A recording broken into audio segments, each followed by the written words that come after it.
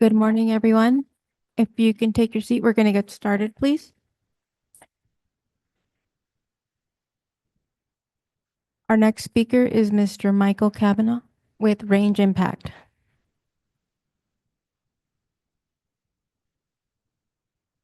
Good morning, everyone. Just want to make sure you know you're in a presentation about Appalachian coal.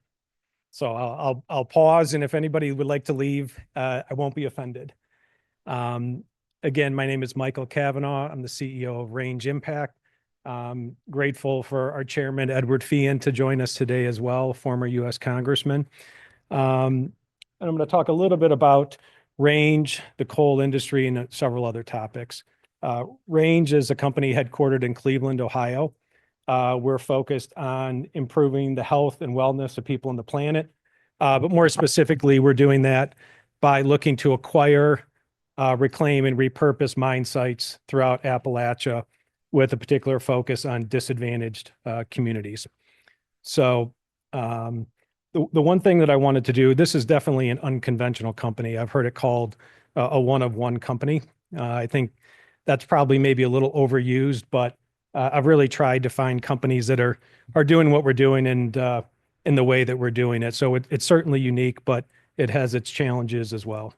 So since it's an unconventional company, I'm probably an unconventional CEO.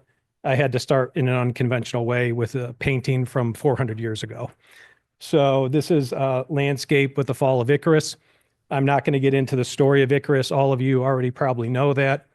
But the interesting thing about this is the landscape, is the people and how they're interacting. Icarus is very far to the right, shown with his legs up. And you have a plowman, you have a shepherd, you have a fisherman, you have boats going in other directions. And so what you really see here is kind of the march of everyday life with tragedy around it. And those are themes that really ripple through our DNA at Range and really ripple through the ethos of what we're trying to do at Range. And I'll circle back to this painting near the end of the presentation. So global coal market overview. I will stop by saying this is not a test. I'm not going to quiz anybody on this.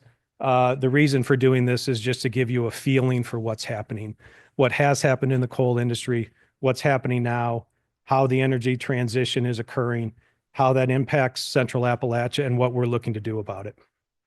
So I'm going to hit these slides relatively quick. The deck, I'm sure, is available if anybody wants to review it a little bit more closely. Global electricity generation by source. It's still coal. This is global, but it's still coal. Not even close. You see renewables starting to increase, but a lot of the electricity still today is being generated by coal. This shows a historical global coal production. You can see back in, my eyes are bad, 1978, the United States produced just about as much coal as China. Now it's not even close. You see the production in U.S. coal going far down, and China is just doing nothing but increase. And you see Australia in there as well. Australia basically mines coal and ships it to China. So that coal is being mined. Where is it being used? Not surprisingly, in the graph, the blue is China. It's not even close. That's also India. The third is the United States, but that percentage is starting to go down. You can see over the last decade or so, you're starting to see less coal produced in the United States. So let's talk more specifically about U.S. coal. I wanted to start with this slide. This is just a map of the United States. I live in Ohio. For people who are from the Midwest, they're not unfamiliar with coal, but if you're not from the Midwest, it may be a little bit more foreign to you. Admittedly, I'm 50 years old. If I would have talked to my 20-year-old self, I would not think I would be involved in reclaiming coal mines in Appalachia. But here I find myself with this pretty unique opportunity. But what this map shows is basically where are the coal reserves. The most valuable coal is anthracite and low-vol bituminous coal. There's very little of that in the U.S. That's the orange and the red. You don't see very much of that, obviously, on the map. The second most valuable is the gray, and that's the medium and high vol B. Most of that will go either into electrical power sources or it'll go into steel making. So you have both metallurgical and thermal coal. The green and the yellow is subpar coal. It would only go into thermal. It's very low quality. The next slide is cumulative coal production. So over the years, where has coal been produced by state? Wyoming to the west is pretty unique. It has a reserve called the Powder River Basin that basically mines low quality thermal coal, but a lot of it, which is why you see that shaded with a brighter orange color. But throughout Appalachia, you could see Pennsylvania, West Virginia, Kentucky, Ohio, Illinois, and Virginia as being key coal production states over the years. Again, this just shows it more on a time-based basis. Originally, Pennsylvania was one of the biggest producers, but then they later got caught up by West Virginia and Illinois and Kentucky. Wyoming, again, is a unique outlier because of the type of coal that they mine and very high volumes. But really what you see is in the 1990s going into the early 2000s, you start to see a decline in coal. And in particular, around 2008, 2009, you see a decline. And that really is a result of fracking. Many of you may be investors in the oil and gas sector. If you're familiar with that, you know all about fracking and what it's done to the coal, or to the oil and gas industry, and it's a replacement fuel for coal. So once fracking took off, you saw real significant stress on the coal industry. The consumption is still fossil fuels. It's oil, it's gas, it's coal. There's some inroads being made by biomass, nuclear, or other renewable energies, but it's still predominantly oil and gas being used to fuel our energy sources in this country today. Again, you can look at the trend with coal, though, from 2008 to current. It's in a steep decline. And if you ask most people, even the most optimistic coal miners who have lived through decades of booms and busts, most feel like the best days are behind us. This is the last slide on the coal industry that I wanted to show to you. This is just a mix with 100%. It's a graph set up with everything allocated through 100%. So you see very early on in the orange is basically it's wood. It's noted as biomass, but it's really just wood. That was our primary fuel source for several decades. In the blue is coal. You see the rise in coal, but then around the 1900s, you start to see the advent of oil and gas, and that ever since really taking over as a primary fuel source for the United States. So the testing part, the exam is over. Let's get into what does this mean when you look at it from an energy transition. So when we look at the decline in coal mines from 1983 through 2023, you have about 5,500 coal mines 40 years ago. Now you have under 1,000. You had 200,000 jobs. Now you have 60,000. It's 80% down. And again, that trend is not going to change. This is the number of coal mines in the United States back in 1983. Each green circle represents a coal mine. Here's what it is in 2023. 1983, 2023. This is the 2023 chart broken out by county. So each individual county, it shows the number of coal mines in each county. It's a heat map, right? So the red counties are the ones that have 20 or more coal mines. You see the high concentration in Southwest Virginia, as well as Eastern Kentucky. There's a little bit in Pennsylvania as well. That today is where the active coal mining is happening. And it still is 80% down from what it was 40 years ago. And what does that mean to the community? You have out-migration, you have educational issues, you have food insecurity, you have significant poverty. These charts are just visual for you to look at. Dark blue is bad on the left, dark red is bad on the right. You've got high poverty levels in these communities, in these counties, and you have economic conditions that are deemed distress. They're in trouble. This is a chart that was put together by the federal government. This is the Office of Surface Mining. They're responsible for the oversight function of surface mines, and these are their identified problem sites. This is an active chart, so you can actually zoom in and out, and these bigger circles will disaggregate into smaller circles. But just for visual purposes, if you look in Eastern Kentucky and Southern West Virginia, you have literally thousands and thousands of these sites that are deemed to be identified problem sites. Some of them are still active, many of them are not. Some of them are on coal companies' land, some of them are on just landowners' land whose, their biggest mistake was 20 years ago. They agreed to enter into a coal arrangement with a coal company that mined and then left town and left scarred earth. So the next slide, I have a couple here just to visualize for somebody who hasn't been on a coal mine site. It's helpful to just picture what we're dealing with here. So this is actually a site that we recently purchased called Fola, West Virginia. This is an active coal mine site that's both being mined as well as reclaimed. Here is a surface mine site that was mined about 40 years ago and never reclaimed properly. If you see the tan wall, that should not be there. That is not good. That's a problem. That's part of the reclamation that needs to be done. You need to be able to shoot off the top of the earth, contour it so it looks like a mountain, plant grass and plant trees so that it looks like its original nature view. Those are the type of problems that we're here to solve. This is a preparation plant, just again, to provide a little information on the coal industry. Most coal that gets mined needs to be what they call in the industry washed or processed, but it gets run through a large facility like this that basically removes all the non-carbon material. There's a few types of coal mining that you can do direct ship where you don't need to run it through, but in large part, most of the coal needs to run through a processing facility like that. This is ours at Fola. I have three other pictures. I'll go through them quick. This is our underground deep mine. That's me actually taking the photo. This is a metal go-kart with rubber wheels that you drive into deep underground mines. This is one at our Fola operation. Just to give you a sense of the height, that's me on the right. It was not photoshopped in. I actually was about 2 miles underground into our underground deep mine, but it's about 6 feet of clearance. And it took about 45 minutes on that metal cart to drive in to be able to mine underground coal. This is Eagle Seam coal. This is as high quality coal as you could possibly find in the world.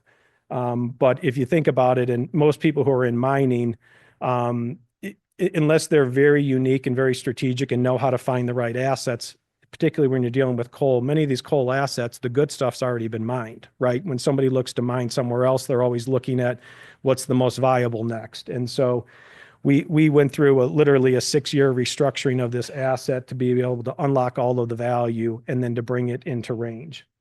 So this is a picture of an underground mine. And lastly, I wanted to show what it looks like when it's reclaimed. This is a site at Fola that had been properly reclaimed. If you remember that big brown high wall that looked like a cliff, what it should look like is this. And that's part of what we do, is doing this type of work, but there's a lot more to it than just moving earth. So range impact, what's our solution? We know what the problem is. We believe that the problem is systemic. We believe that the problem isn't going to fix itself on its own. We only have so much time on this planet to, spend our energy and our talents to do something. Why do this with range? Like, why does this make sense for us to have a company that does this? So to start with our corporate strategy, again, it's acquiring mine land, reclaiming and repurposing it. And so the direct value to the company is clearly generating cash flow, diversifying sources of cash flow. It's not just coal related, which has been historically the problem in these areas, and increasing the land value. And we can get to that a little bit more from a value proposition standpoint for the company, but there are still indirect value that gets created, which is important to us. I mean, we're not running a philanthropy here, but we also feel like making money and doing good things are not mutually exclusive. So by doing what we're doing, rehabilitating the environment, clearly creating new jobs that are desperately needed there, and rebuilding and revitalizing communities. So the value creation plan, how do we do this? Tactically, how do we do this? Well, we utilize the different business units that we've developed, and we basically have a 5-step process. And I'm happy to share this with everybody because, first of all, this is incredibly difficult to do. That's number one. And number two, the relationships are critical to be able to execute on this strategy, which is maybe a little bit of why it's called a one-of-one company. Our original step is to acquire bonded and permitted land. It means to buy land that's subject to mining bonds and mining permits. When you buy that kind of land, you cannot do anything else on that land until you handle the bonds and the permits. Once the bonds and the permits get handled, it's a whole different ballgame. But so we acquire land at a distressed value that's subject to bonds and permits. One of the challenges, how do you generate cash flow on these sites? We have to be super creative. We have to know exactly what we're doing. We're doing it sometimes through coal mining. So this is not the purest, greenest company you're ever going to find.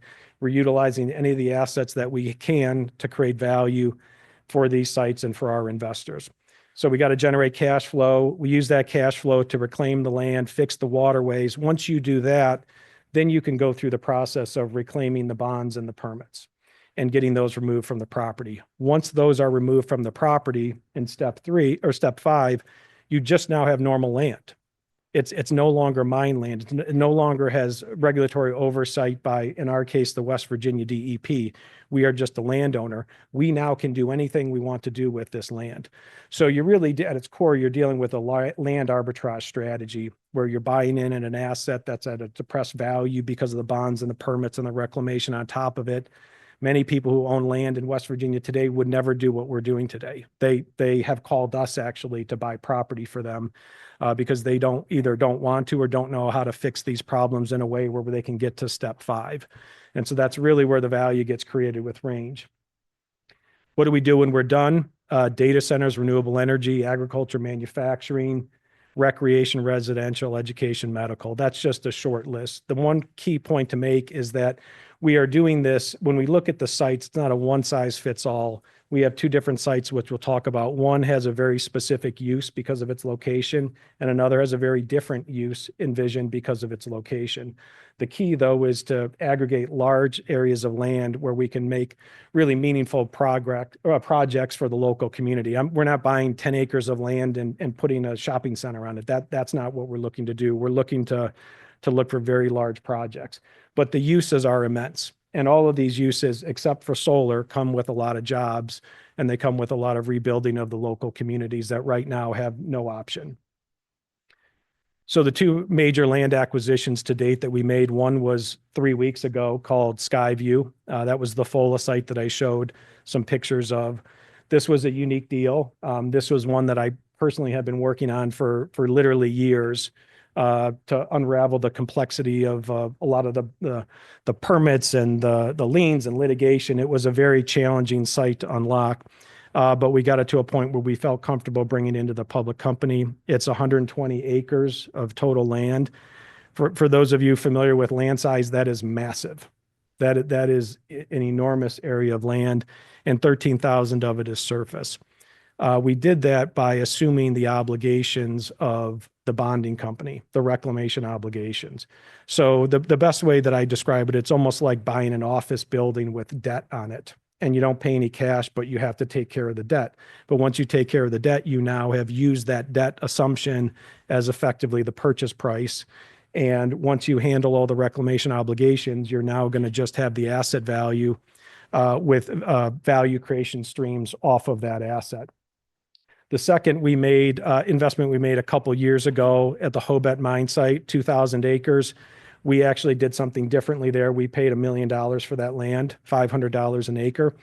It's a 25,000 acre site, and we're part of the redevelopment of that site as well. I'll talk about that a bit more in a second. So this is the FOLA mine site. The teal color that looks almost like the state of Florida, just to orientate you on size, that's about 11,000 acres, just to size what that looks like. And these are a number of different assets that I've listed. The first 2 are really coal mining arrangements. So these are arrangements whereby a miner is mining off of our permit. They're handling all the capital. They're doing all the investment. They're mining and selling the coal, and they pay us a royalty. So it's a very asset-light approach to being able to generate cash flow off of the site. We have a third site that we're currently in discussions with and hoping to close that in the next month or so. Number 4 in yellow is a little bit of a different animal. This is a solar facility. We entered into this lease several years ago with a large multinational fossil fuel company. And the lease currently is at 1,500 acres for $700 an acre per year. Right before they start construction, they figure out the exact footprint of the solar. So it's likely to shrink from 1,500, but it'll probably be close to 1,000 to 1,100 acres with $700 per acre per year. So $700,000 a year is good. We need to do much better, but when you think about it as a piece, we're stacking value. And this isn't a 2-year project. This is a 25-year project with 3 5-year extensions. So you have the possibility of 40 years of $700,000 plus or minus a year, just with 1,000 acres of land on the property that we bought. We also have a biochar operation that we're developing. That's going to be a key initiative that we'll talk more about during 2025 as that gets built. That's really a very unique process of basically planting carbon-based material, harvesting, processing it through a pyrolysis process, basically burns off everything but coal. And you utilize that coal almost like a carbon capturing material. So people use it as a soil amendment in agriculture. It has tremendous value there, which can help us reclaim mine sites better. But it also is a filtration matrix that can be used to capture heavy metals in the water. So we also are building what I call a Brita filter for a mine site utilizing biochar. So that's in process. There's a few other assets here. There's forest land of 2,000 acres. We have some activity to deal with. I'm getting my 5-minute notice, so I'll talk faster. And we also have a couple other assets, the Screaming Eagle and the Railroad are two that we do not own. They're in separate entities, but we have access to them, and those are incredibly valuable for us to be able to create value at FOLA. The next slide, this is Hobet. This is our second acquisition. This site is about 25,000 acres. And by the way, if you go to West Virginia and you say, tell me the 2 worst mine sites in West Virginia, without reservation, they will say number 1, Hobet, number 2, FOLA. So we are not tackling the easy ones first. We're tackling some of the most notorious, well-known mine sites that have been problems, and people literally for decades have been trying to solve these problems, and we're going to be the ones that do it, along with our partners. So we own currently 2,000 acres of coal mine land here today. We paid $1 million for it.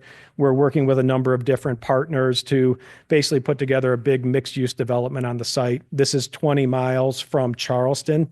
FOLA is in the middle of nowhere. The uses need to reflect that. The Rock Creek development is very close to Charleston, and that's why you start to see the concept of residential, recreation, light industrial. It's really going to be more of an active site from that standpoint. Let me touch on the key corporate highlights first. Our business has a lot of activity in it. It's admittedly, I would love to have, a cleaner path to date of what we've been doing, but the path that we've taken is the one that's found us to where we're at. And we've made, some good decisions along the way and others that were not good decisions that we fixed. And we've always sort of had the fortitude to do what's right if there's a mistake that was made with a particular investment. Number 1, we were able to get uplisted to the OTCQB. We were on the pink sheets for over 6 years. We were able to do that last fall. We had a legacy biotech asset. Is that 3 minutes until I'm done or 3 minutes until I have 5 minutes? Till I'm done. All right. We got out of a couple of businesses. We got out of our coal business. We had an AML business that I had honestly a lot of high hopes for. There was a tremendous amount of money going into the AML business from Biden's Job Act. Ended up being a big challenge, administratively almost impossible to do. So we sold that back to the original seller. We're using Sunday Creek Horizons to help us find more mine sites in Ohio.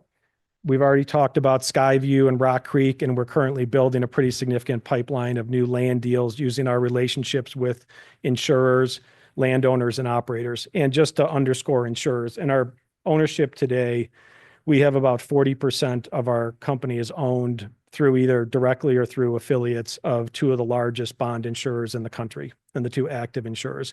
They are the source. They are the access point for these sites. You need to go through them to be able to execute on this strategy. And we've intentionally brought them in as shareholders to be key strategic partners for us.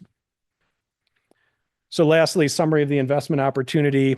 Again, there's been about 80% of the coal mines have closed over the last 40 years. What does that mean? It means you have 1 million or more acres of distressed coal mine land that is just sitting out there with nothing to do. A lot of it is subject to bonds and to permits, which is the primary reason why nothing has been done yet with those sites. There isn't a group like us doing this. There is no one buying distressed mine land and putting a team together to go and reclaim this land. And there's not a team here or a group here that has the relationships with the gatekeepers, which are the bond insurers who control the bonds and control the permits. Couple more quick points before I run out of time. There's an estimated 120 million people within an 8-hour car drive to Central Appalachia. I was shocked by that. I wanted to calculate it and do it, and I was expecting, I would have been happy with 50, 120 million people. But if you think about it, it makes sense because Central App runs, right to the west of all the activity on the East Coast, and then it's bordered on the west by the Midwest. There's a lot of people who live there. So this isn't land that can't be accessed by people if we do this development right. And then lastly, Range Impact is the one company that has the unmatched skills and these unique competitive advantages to execute this strategy, to acquire, reclaim, and repurpose former mine land, and ultimately create long-term value for our shareholders. I mean, for the people here, my view is always this is a nice story, right? I feel very proud of what we're trying to do here. It's important to us. It's important for us to be a part of this energy transition. If you spend a day down there, you realize these are very hardworking people, but the world is moving in a certain direction, and we either can leave them behind or we can be a part of the solution. Our company has decided to be a part of the solution, but we're not philanthropy, right? We have to make money. We have to make money for people who are willing to invest in our company, who are willing to entrust us with their investment dollars, with as many different locations as you can invest and companies you can invest. And so it matters to us. And so we're always mindful, even though this is a mission-driven company, we're always mindful of financial returns for investors. I know when they start opening the doors and flickering the lights, I know I've got to stop. So thank you again. I'm sorry for pushing over my time a little bit. Be available the rest of the next couple of days if anybody has questions. Thank you again.